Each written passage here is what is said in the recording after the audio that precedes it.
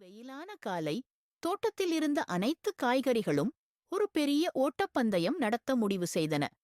தக்காளி கத்தினது, பார்ப்போம் யார் வேகமாக ஓடுகிறார்கள். கேரட் சொன்னது, நான் நீளமாகவும் மெல்லியதாகவும் இருக்கிறேன், நிச்சயம் நான் தான் ஜெயிப்பேன்.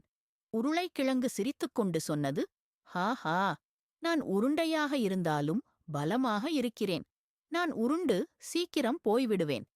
கத்திரிக்காய் மகிழ்ச்சியாகச் சுழன்று, என்னை மறக்காதீர்கள், நான் இலகுவாகவும் சீக்கிரமாகவும் இருக்கிறேன் என்றது. ஓட்டப்பந்தயம் தொடங்கியது. எல்லா காய்கறிகளும் தோட்டத்தின் மெல்லிய மணலில் ஓடிக்கொண்டும் துள்ளிக்கொண்டும் உருண்டும் சென்றன. திடீரென்று உருளைக்கிழங்கு வேகமாக உருண்டு சேற்றில் சிக்கிக் கொண்டது. தக்காளி ஈரமான இலை மீது வழுக்கி விழுந்தது. ஆனால் கேரட் மற்றும் கத்திரிக்காய் அருகருகே ஓடின. இறுதியில் கத்திரிக்காய்தான் வெற்றி பெற்றது. எல்லோரும் கைத்தட்டியும் கத்திரிக்காயை பாராட்டியும் கொண்டாடினர். கேரட் சொன்னது, யார் ஜெயித்தார்கள் என்பது முக்கியமில்லை, நாம் எல்லாம் ஒன்றாக மகிழ்ச்சியாக விளையாடினோம்.